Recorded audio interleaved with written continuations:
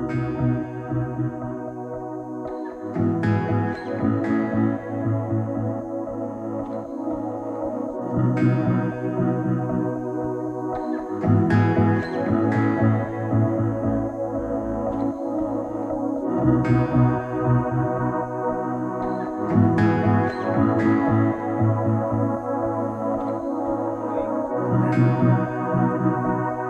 evening, everyone. My name is Richard Fabley. I'm the superintendent of the school district. It's our privilege this evening to share with you our right-sizing. I guess it's not a plan. It's the initial stages of our conversation, and to kind of outline with you how we got where we are today. So earlier today at noon, I moved the microphone forward, and Mr. Citrone, who's running the sound in the back, told me I can't do that tonight because it was like I was yelling at him the whole time. So I'm going to do my absolute best just to push the button and not move that microphone closer. Can you all hear me? Okay. Excellent. So I'm Richard Fabley, and seated with me to my left, your right, is Dr. Chris Trickett, who is the Assistant Superintendent in charge of secondary schools. And to my right is Dr. Stacy Stout, who is the Assistant Superintendent in charge of elementary schools. And in the audience back there is Dr. Ganji Kachufo, who's the Director of Teaching and Learning. And over here is all of our right hand is Mrs. Karen Troutman, who kind of makes sure that we know where we're going and that we communicate in a good way with our community. And I'm appreciative to be the leader of a school system that has such high-performing individuals working with me, and to be the superintendent in a school district that values transparency and communication to the point where we encourage people to ask questions and to come to our meetings and express their thoughts, their concerns, even though they may not always agree with everything that we do. That makes for a healthy organization. So I'm gonna kick off tonight with talking to you a little bit about our guiding principles that we have utilized to direct our decision-making process when looking at the education of all of the students that come to us in the Wilson School District. So rewinding the clock, we thought it was important as an administrative team, as a community, as a board, to have a focus on the things that we value and principles that we value, and to take that input and to put it in to a document that really kind of says who we are as a school system. So first and foremost, our responsibility is to make sure that we educate our students in a safe environment. So some of the things that you've seen, or some of the recommendations that you've seen in phase one of our construction project at the high school, are really focused on connecting the upper and lower buildings so that students don't travel outside during the course of the school day. Health, safety, and welfare, obviously, we've spent a better part of, it seems like longer than 2 years, but the past 2 years, we've spent a great deal of time focused on health, safety, welfare of our students, faculty, and staff, with the priority of making sure that as a school system that we were educating our students in an in-person environment to the maximum extent possible.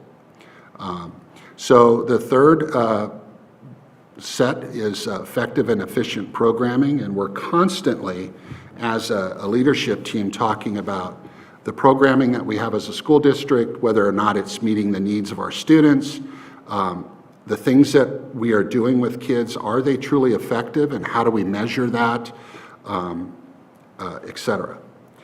Also realizing that we have a responsibility to our taxpayer group, to our community, to really go through our discussion and everything that we do with cost efficiency in mind, cost efficiency for operation, cost efficiency for the staffing of our schools, because we know that our Wilson stakeholders have very high expectations for what we do in our school district, and we want to try to meet the needs of all of our students through what we do together.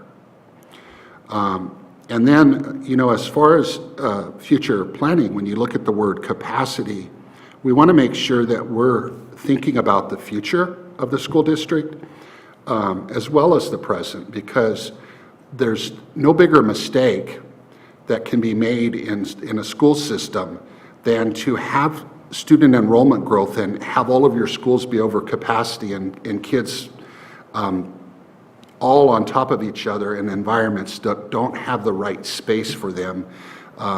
You want to make sure that you have a future-directed plan that is based on information and, utilizes data when you start to address some of the challenges that we face. And then, of course, we want to make sure equal access and all of our students have the same access and opportunities regardless of which school they go to in our school system. And you'll see a little bit of that embedded in our recommendations for Phase 2. And then, obviously, we want to make sure that the values of this community are reflected in our actions, because you don't want to disconnect between what the values of your community are and what's actually happening in the classroom environment. So we do our best to keep an eye on all of those things. So I mentioned equitable opportunity.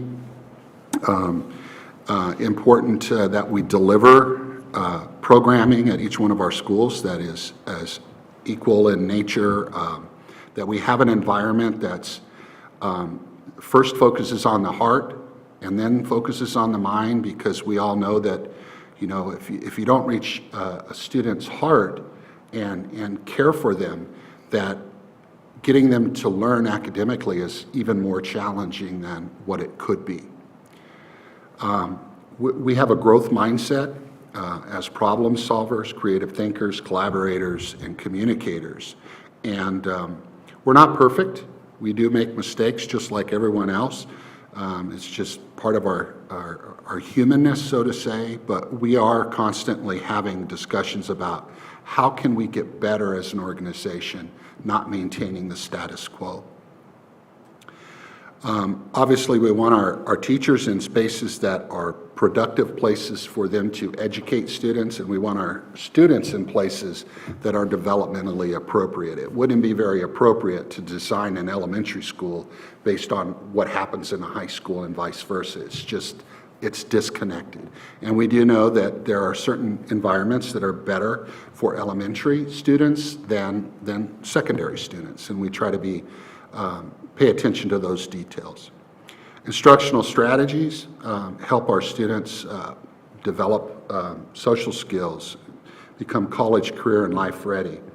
And you will see our focus in our curriculum on readiness. You'll see our focus in our curriculum centered around this philosophy of the whole child. And that has really transitioned over the course of the last 5 years as an embrace and owned philosophy that extends throughout our school system. Again, using the words, we want to make sure that we take care of the social and emotional needs of our kids, because our kids come to us all different. There's no kid that comes to our schools that's exactly the same. Some are packaged in beautiful bows and wrappers, and some are, that paper bag type, but both are equally valued in our eyes. And we know that what works for one may not work for another, so we want to make sure that we're very conscientious about meeting those children's needs, all of them, regardless of what they're experiencing. And then finally, to close out our guiding principles, health and wellness. We think that healthy students, students that are coming to school, and we have them, that may not have appropriate nutrition, we want to make sure we do things from that whole child perspective to make sure that we connect individual families to the right resources, et cetera, et cetera. So that's kind of talking about what is the roadmap and what kind of directed our conversation as a larger group. Those are the key words that came out and came into our guiding principles as a team, and that's what we try to stay true to and hold each other accountable for. So with that, this is going to be a multi-pronged presentation. I don't get to do all the talking, I get to share it. Because that's the way we do things here. We share and we work together, and so Dr. Trickett is next, and he's going to talk a little bit about what makes up our district in terms of geographics. Thank you, Dr. Fadley. So what I have here behind you is, or behind us rather, is a map of our school district. And to kind of set the stage for this conversation around the changing needs of our school district and specifically the changing enrollment trends, I think it's important to kind of look at over the last 4 years. Today, we have roughly 6,370 students in our school district. That represents the kids that go to our 5 elementary schools, our 2 middle schools, and the high school. That is an increase of nearly 300 students over the last 4 years. So we are a district right now, over this 2 years of the pandemic plus 2 more years, that is continuing to grow. That's not the same for every district across Berks County, and definitely not the same for every district in Pennsylvania.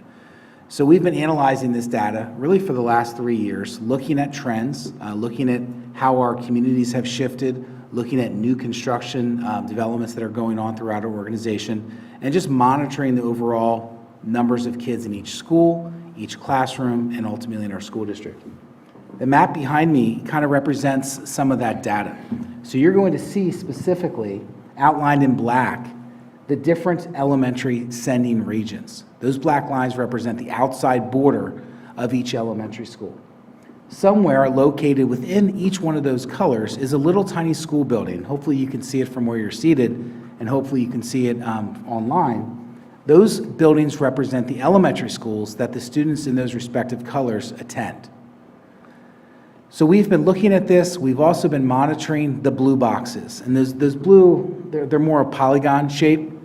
They represent new construction. So as you drive throughout the community, I'm sure wherever you live, you've seen some new developments going in.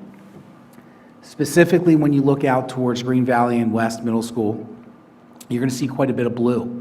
Some of those blue boxes are already started. Some of those blue boxes have anywhere between maybe 8 and 80 homes in them. However, there's also blue boxes there that currently are fields. They're farmed fields that are coming. Right directly across the street from Green Valley, for example, behind the farm that you see when you're looking straight across adjacent to the school, that whole field is going to be developed behind that red barn with homes. That's coming. When you're over on Iroquois, over here in town, and you drive through the traffic light coming from Southern Middle School, straight across, you'll see that they laid stone down into the property behind the Hoffman Industries, if you know where that is. That is going to be constructed on very, very soon here, and that's actually going to be multifamily properties. So each one of these blue polygons represents a different development that's coming in. There's actually one that's very, very small. It's almost hard to see on this map, actually over in the Wyomissing Borough. It literally occupies, a very small little sliver, but that small little sliver is scheduled to have 200 apartments built on it. So all of this data is data that we as a school district are looking at. We're working with our local municipalities and an outside consultant that helps us plan for the future. We've run 2 major demographic studies over the last 3 years rather. One most recently concluded just a couple of months ago. And this is the data that we'll be using to kind of guide the decisions that you're going to hear next. So on that map, you might have seen little tiny pink dots. That dot represents a household, And so the Trickett household currently has a dot, even though he has 3 students in school. And so my dots have long been through Wilson School District, but these both gentlemen have dots that still remain on this map. So how does that translate into numbers in our school?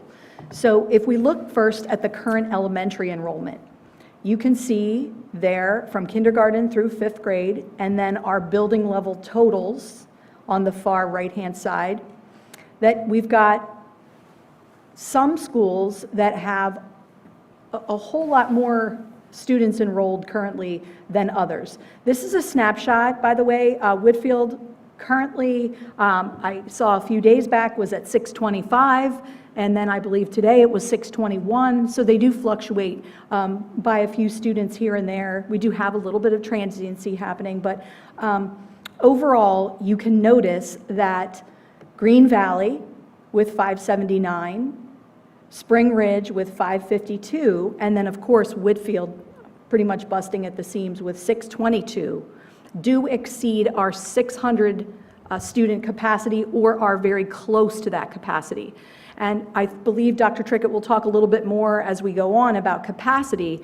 Capacity, when we do our studies, is between about 85 and 90% of what the building can actually hold. Would be our instructional capacity. So these 3 buildings, these 3 schools really are either meeting or exceeding instructional capacity, especially Whitfield Elementary School right now. And then there are 2, Cornwall Terrace and Shiloh Hills, that are not growing quite as rapidly as the other 3 schools are at this time. We do have, just for your general knowledge, in those large numbers, for example, at Whitfield, we do have a commitment to keeping our class sizes manageable and a little bit lower than what we could potentially do. Most of our buildings were built for 3 sections. We've increased them to 4 sections of each grade level. And in some cases now at Whitfield, all but 2 grade levels are increased to 5 sections.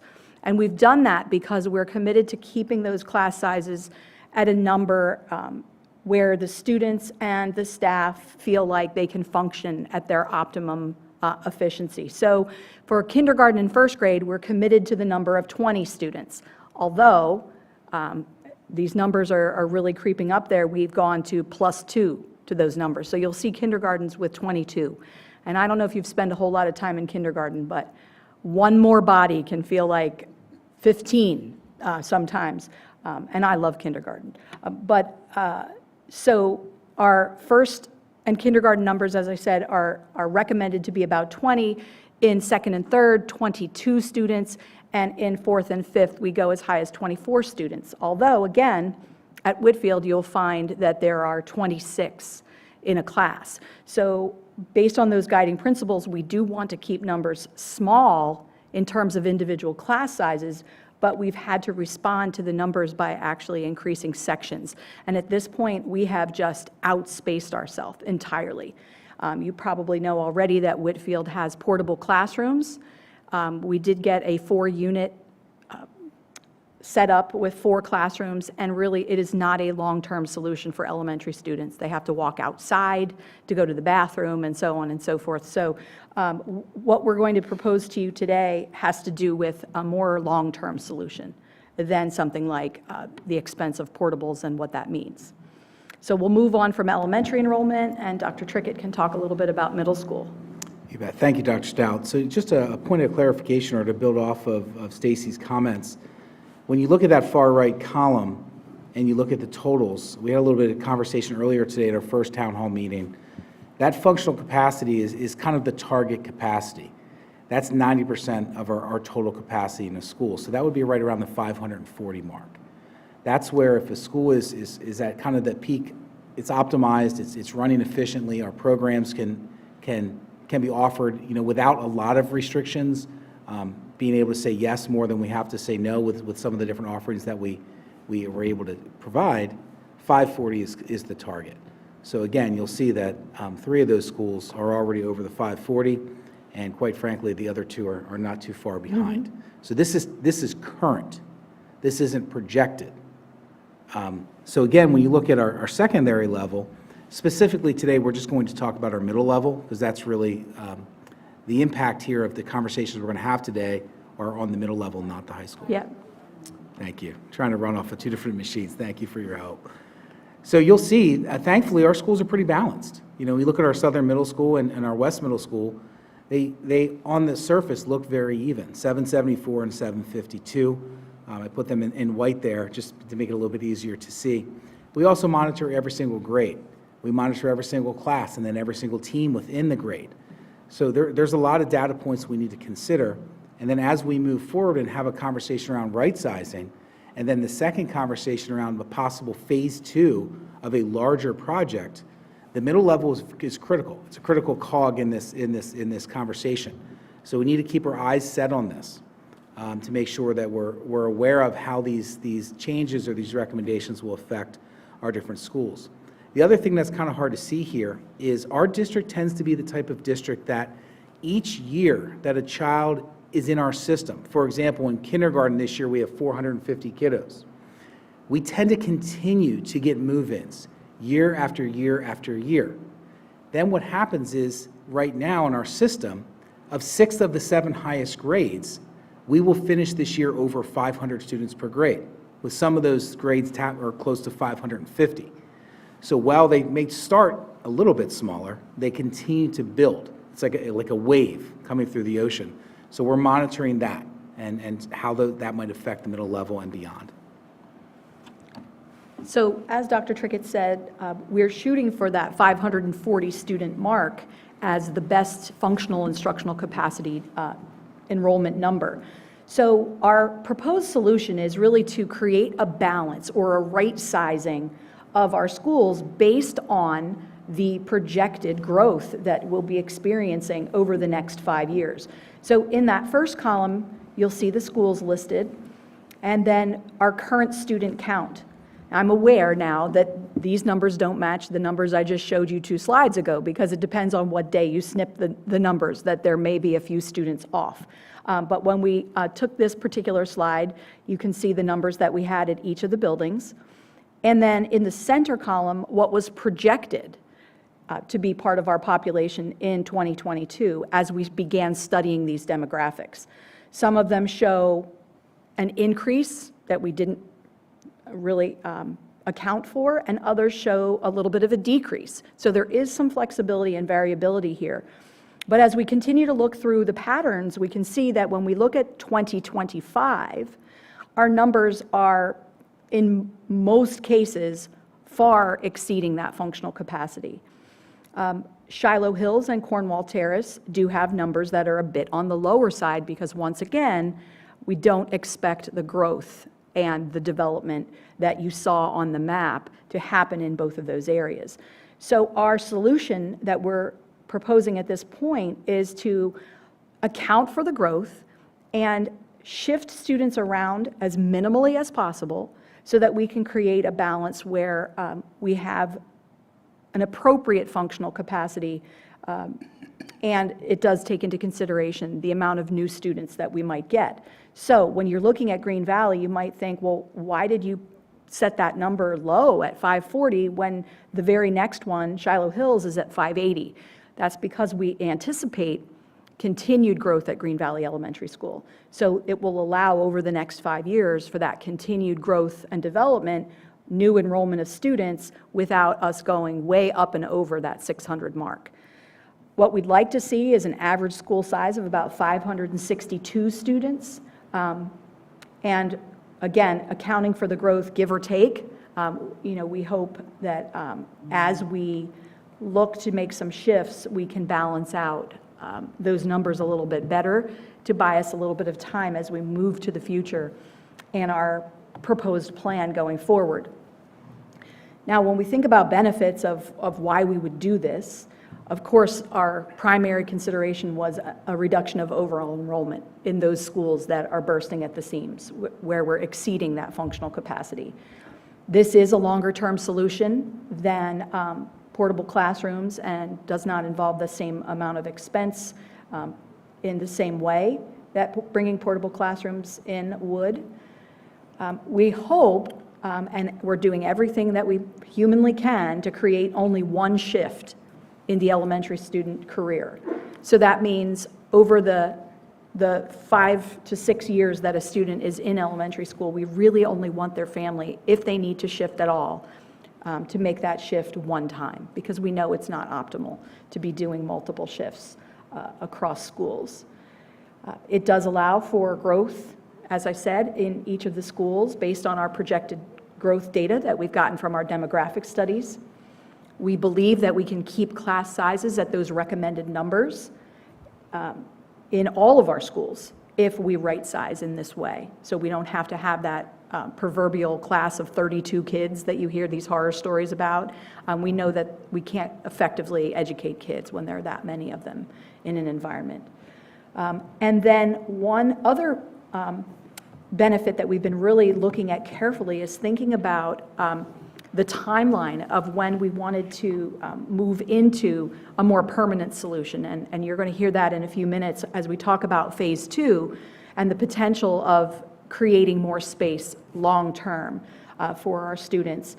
But this gives us, in addition to the 2 or 3 years we've been exploring this plan, it doesn't just give us 2 or 3 more years. This will give us a full 5 years and take us out to 2027, where we would have some funding set aside, as we've been doing year over year, to be able to account for the staffing costs, because that's where your cost is going to come, is the upkeep and running of the proposed new elementary school, if in fact that's what the board decides to do going forward.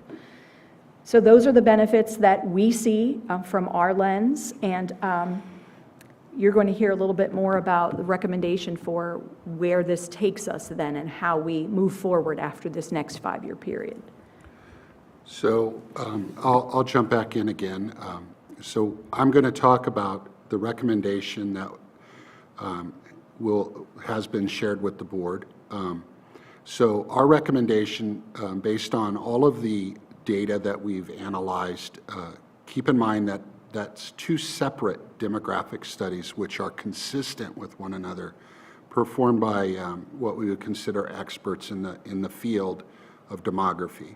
So building that new elementary school, creating 6 elementary schools within the district. So we have identified multiple locations, but we are currently doing our due diligence on a site located on State Hill Road. So you might ask, well, why State Hill Road and why that particular site? If you go back to the map and you look at where those dots are clustered, the core of our students, except for the outliers in the Shiloh Hills area, which currently has an elementary school, that core of students resides in a very small radius in our center of our district, we would call it. So we are looking at the site on State Hill Road, which is currently bordering the Concusing Park area. There's about 30 plus acres there that we are making sure that, as I said, doing our due diligence to make sure that environmentally and all aspects before we purchase that property and make the final decision on that it will accommodate everything that we need with that new elementary school. And then as part of that phase 2 recommendation is to fully renovate and build on to Southern Middle School so that it is comparable to what currently exists at West Middle School. So we've gone through many different reiterations of different types of planning, conversations with our board, but we really settled on, in this part of the recommendation, is making sure that we keep Southern Middle School located where it is, because it is a neighborhood school currently, and we thought that that was important enough for us to keep it where it is, as opposed to moving it onto this side of the school district, because there really isn't any viable property to build a middle school on the other side of 422 unless you go out to the outlier in the Shiloh Hills area. So that is the recommendation, and following that with benefits of this recommendation.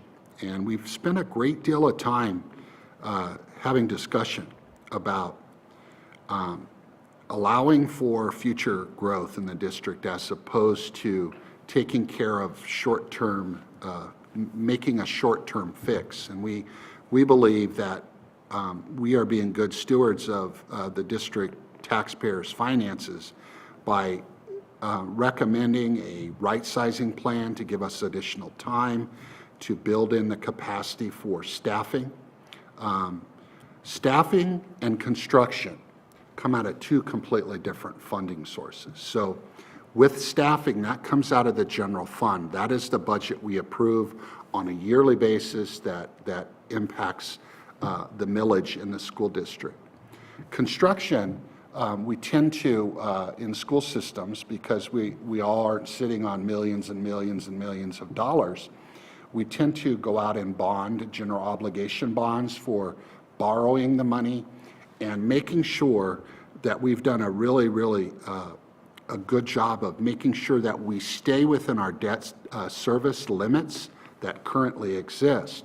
So by wrapping that funding into a plan that does not impact the millage from a construction standpoint, what that does impact, though, is the length of term of let's call it if you want to compare it to a home, a mortgage. And we've had very detailed conversations with our finance committee, with our financial advisors who advise us on the general obligation bonds, to make sure that we do this in a way that is a good steward of taxpayer dollars, because we want to make sure that whatever happens, let's say 15, 20 years out, that the district is in a good place. Let's just say that there is expansion in that Shiloh Hills area, which very well could be in 15, 20 years from now. We want to make sure the district's in a good financial situation to address whatever needs come up, whatever boards exist, whatever superintendent and assistant superintendents are sitting in these chairs. We have a responsibility to do things the right way. So it provides the opportunity to balance our schools.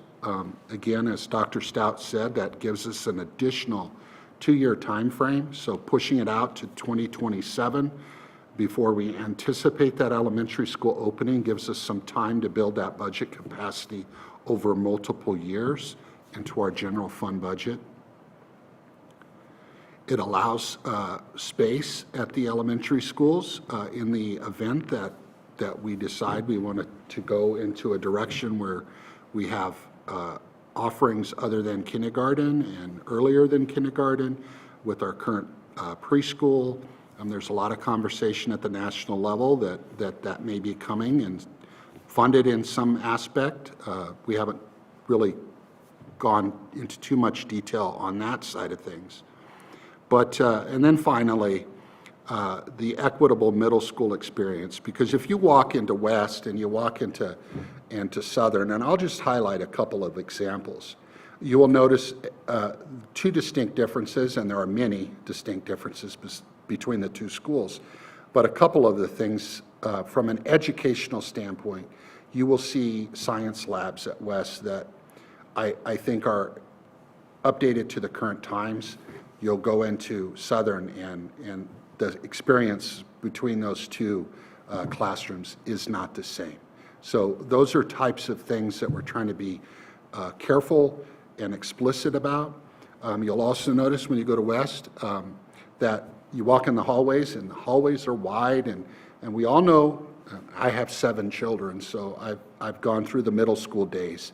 Middle school kids need space to go up and down the hallways. They're not elementary kids anymore. They're their own different, unique individuals at that stage of life. So if you notice between West and Southern, there's a distinct difference in how you navigate through the school, as well as many other things that are outdated in Southern. It's a wonderful school. We have great staff members, but it does need a refresh, and we need to make sure that we're paying close attention to the word equitable experiences. So I'll stop talking, and I guess I get to do one more, right? Next steps. So this month, we have engaged with a consultant to help us develop 3 scenarios for the elementary right sizing that brings you here this evening. And then we will share those 3 recommendations with the board. Obviously, as we interact with the consultants and we go through the data, we will decide which one we feel as administrators makes the most sense for our community, and make a recommendation to the board. The board agenda item will appear on it'll be on the next board meeting. We're hoping to get authorization from the board to begin the conceptual design of a new elementary school and the renovation expansion of Southern Middle School. And we're hoping to do that next Tuesday. Keep in mind that conceptual design is the first step, and there are many decision points that go into when we get to the end stage. The board has all kinds of opportunities.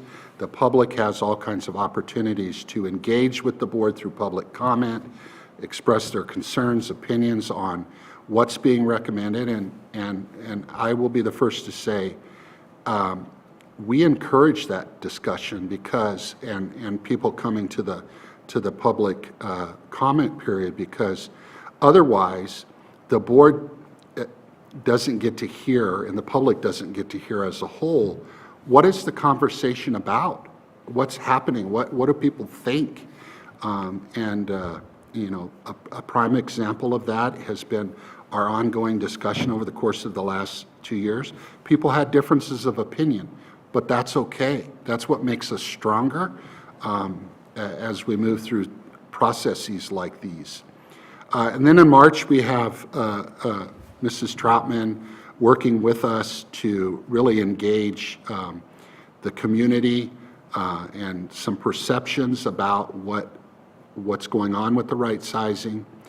Understanding that we're not going to make everyone happy, but we want to hear what people have to say so that we can kind of guide, going back to those guiding principles. They serve as our compass to make sure that we're doing what the best we can.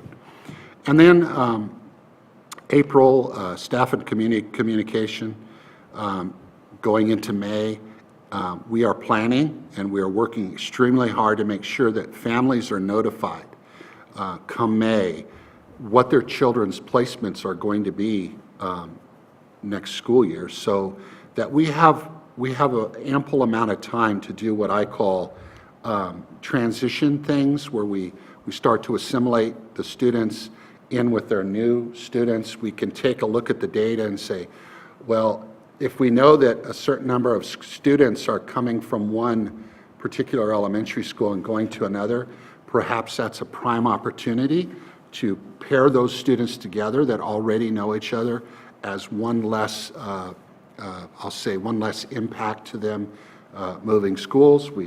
We've had conversations about sibling pairs and how we're going to deal with sibling pairs. 5th graders that are going to be 5th graders next year at their elementary schools, is it really fair to pull them out of their school the final year and move them? We're having all those conversations. We understand. I truly believe that you won't find another team of superintendents and district administrators that understand the impacts that this will have on some families. It very well could have an impact on my daughter, who's in 4th grade at Green Valley, and my son, who is going to be 4 and will soon be joining the ranks of kindergarten in the future. So we are student-centered. We believe that how we're approaching things is really the best way to be engaging our community. And we don't want anyone to feel like there's anything being hidden, because there's not. We have meetings on a regular basis just to discuss all the questions that could happen from parents. Putting our shoes, you know, I switch hats, I put my parent hat on. I listen to my wife, because that makes for a good marriage. You listen to some of those concerns, right, Dr. Chooking? And we just, we are here to serve the community. Ultimately, our recommendations are considered by the board, and they make the decision, the final decisions, and we're aware of that. So we try to be prepared for anything that's coming. But before we transition to Mrs. Troutman, I do want to say this. Because we have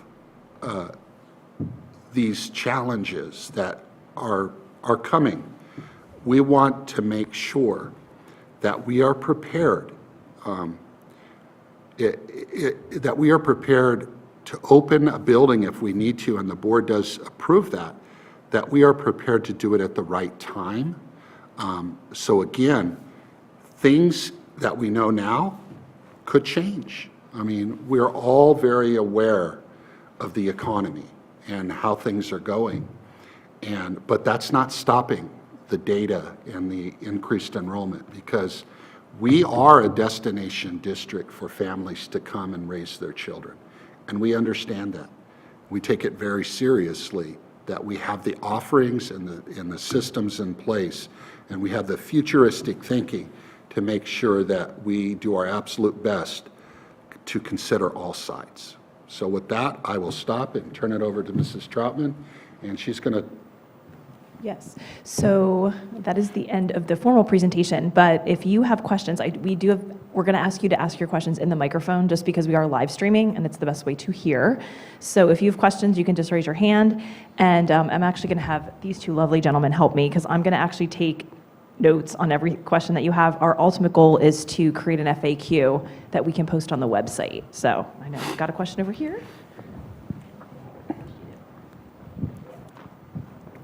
All right, so I just wondered, first off the top of my head, I know there's other properties that are available and also that you guys already possess.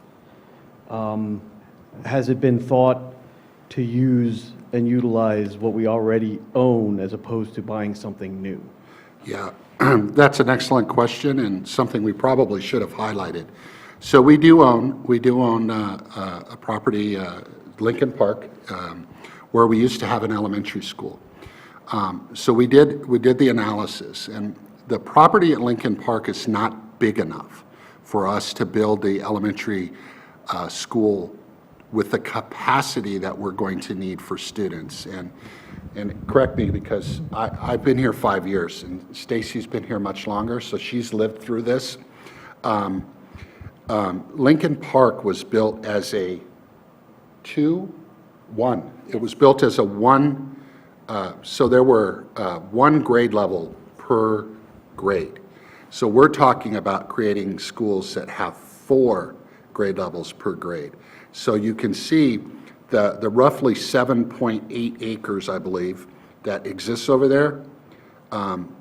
We can't like physically plop it down and have the appropriate space. It wouldn't be conducive to traffic patterns going into those neighborhoods, et cetera. And yes, we did explore that as an option, as well as many other properties. We did an extensive analysis. Is there 8 or 9? Somewhere in that neighborhood. There were 8 or 9 properties that we did a deep dive into, and they all have their pluses and minuses, so to say, but some of them would be it would be much more expensive to develop. One of the properties, I won't tell you where, but one of the properties we would have had to build a bridge to get across a creek. And we all know that that's just not something that school districts want to spend that kind of money to build a bridge. I mean, it's just not a good use of money to do those types of things. So we've kind of gone through a very detailed analysis. And this property is not perfect, but it meets the needs from a space standpoint, and it's centrally located in a place where we believe our community will also benefit from it.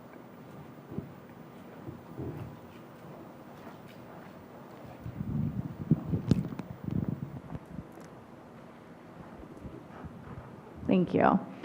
So I know you mentioned about only having students have to move one time, and I appreciate that. I guess my question is around if this new building is built within the time frame that, say, someone is just going to first grade next year, and they're moving to a new school next year, but then they would be, based on where they're living, that they might be going to that new school. Have you thought about that, how they might have to actually move twice because of the new building? So you want to address that one? Yeah, and as Dr. Fadley said, this whole process is not a perfect process. I've lived through it twice, and I know it can be really difficult for the families that are making the transition. I absolutely understand that. I will say, though, once having been a teacher and the second time having been an administrator, it was harder for the grown-ups than it was for the kids. The kids acclimate to their brand-new school quickly, and they make new friends, and things are good for them. But we are trying to consider all of those, scenarios that you're describing. We do know that it will take about a 5-year time frame in order for us to work up to, as Dr. Fadley was discussing, the feasibility of being able to staff the building. And so, within that 5 to 6 year time frame, if we're not talking about until 2027, we're hopeful that we only have to do this transition one time. That is our ultimate goal. There may be individual families where we have to make very specific arrangements and, really think about things like, we were talking earlier today about the feeder schools that are elementary schools pushing into the middle level, and that's something we're also extremely mindful of. We don't want to split up siblings. We don't want to send students to, 2 different households to 2 different middle schools. I mean, those are all things that make this process excruciatingly complex, which is why we're engaging with the consultant to really help recommend those scenarios and how we can avoid, cross patterns of busing and, just a multitude of things like that. So yeah, we're thinking about all those things, but how it all comes out in the wash, we hope to make it the least impact on the fewest families that we potentially can. But that's not to say that it's not going to be an impact to the families that are affected. Absolutely. And that's why we've asked for 3 different scenarios from our consultant, because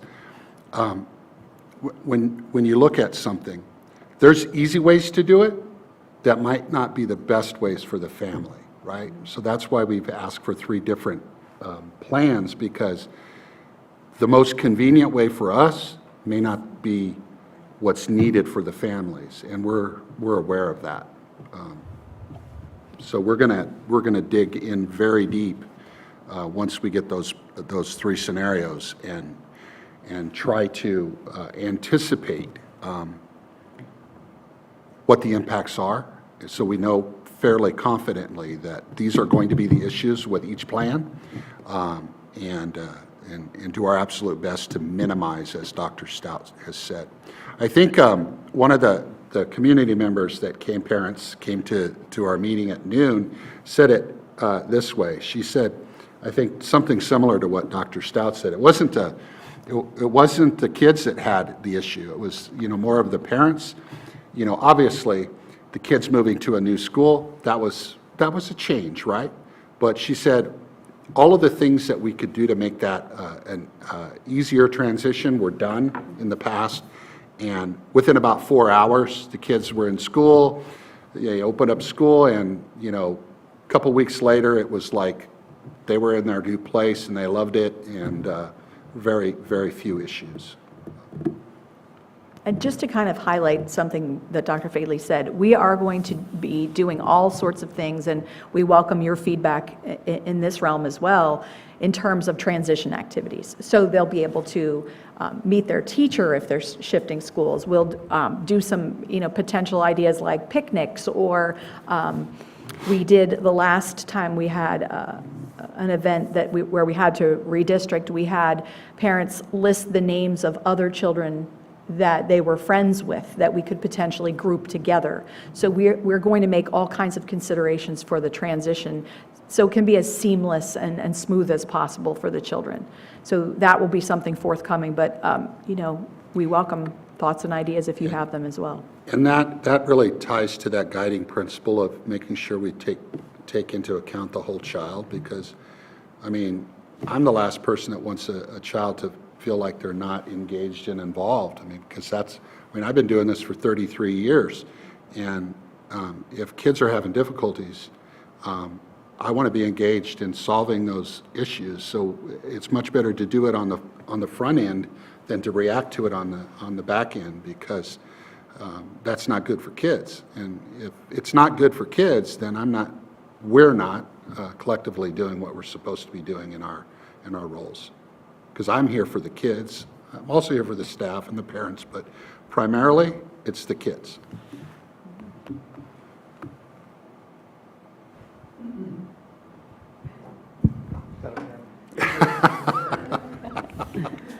So, thank you. Just a quick question about, any of us that have ever worked with numbers knows that a projection is essentially an educated guess based on historical data.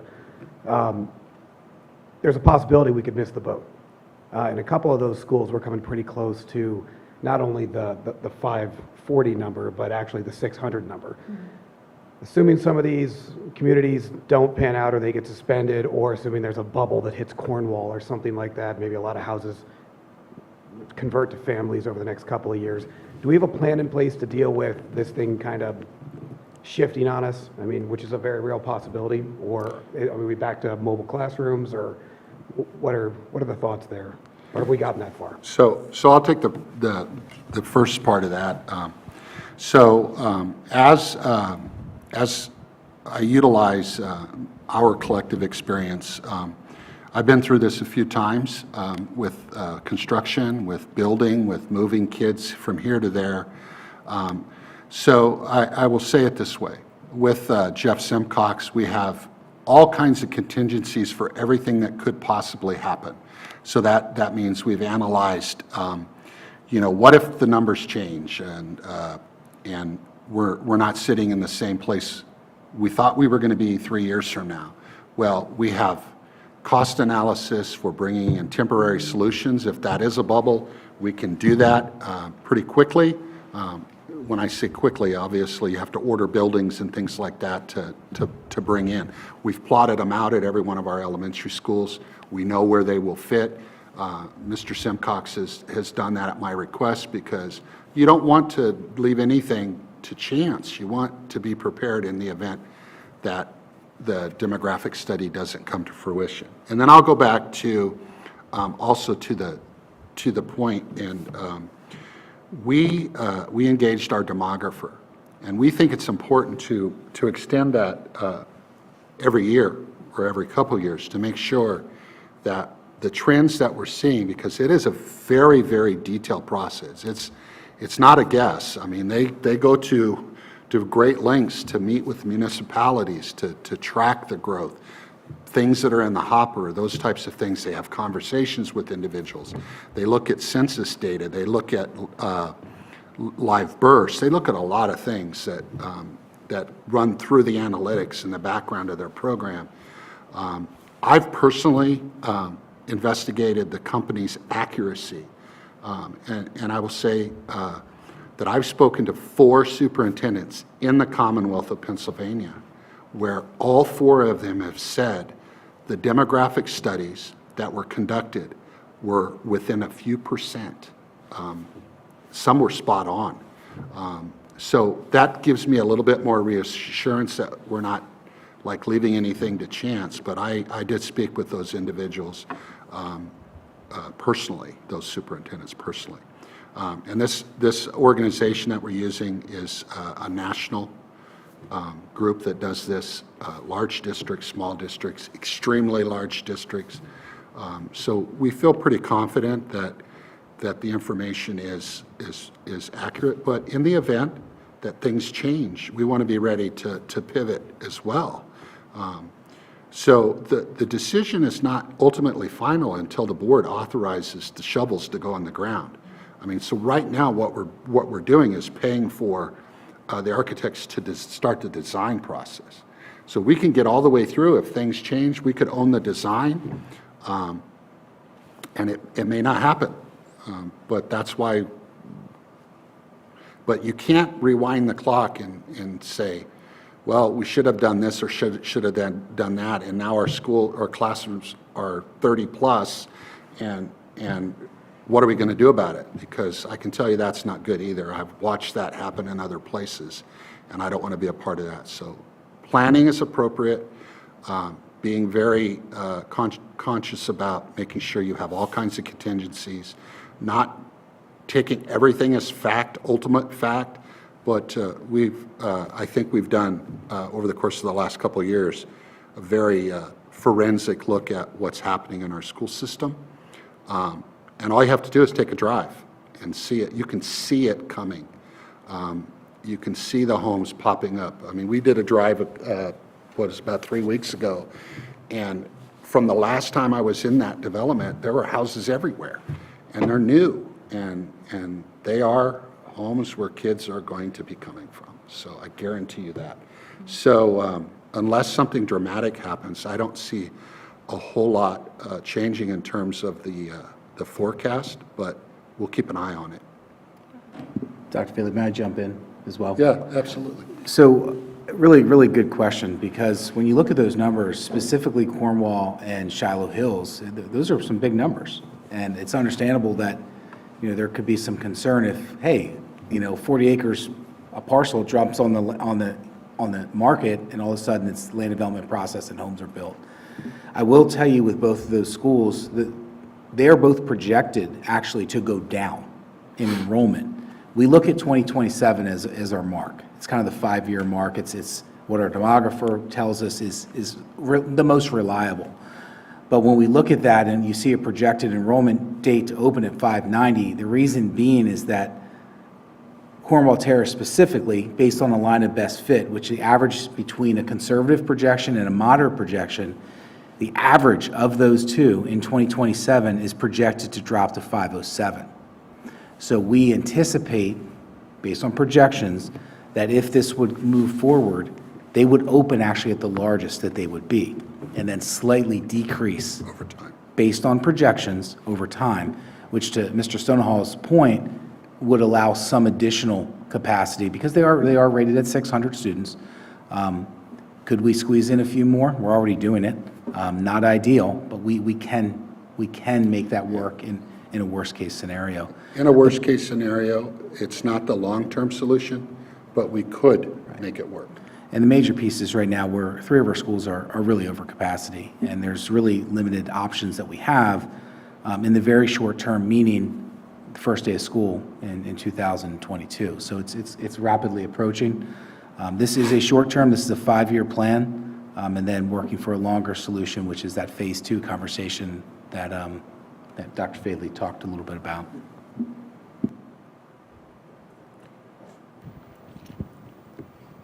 So preliminarily, next year, how many students are you looking to shift? I'll let you take that one, because I think I know the answer to the exact number, but he's in the data more often than I am. Yeah, so I don't want to commit to a number. Right now, our consultant is working diligently within the parameters that we've established to develop 3 proposals. Once she is done with those proposals, we'll get our team to review those numbers and kind of say, well, this makes sense, this doesn't make sense. How are these families impacted in prior years? How might they be impacted with the construction of the 6th school? That's a big variable. We're in the due diligence period right now on this particular property, which means we're working with the municipality, we're working with some attorneys, we're working on land development. And if we feel pretty confident a month from now that this is the likely location, that could shift some of our thinking slightly. We want to then draw that radius that Dr. Faley talked about and try to map that out 5 years from now. So back to Dr. Stout's point, as few as possible, trying to minimize the disruption to as few families as we possibly can. Also considering bus routes, the needs of learners, considering neighborhoods, considering families, and try not to split up kids wherever we can. So I don't want to commit to a number at this point because I think that would just be a little premature to do so.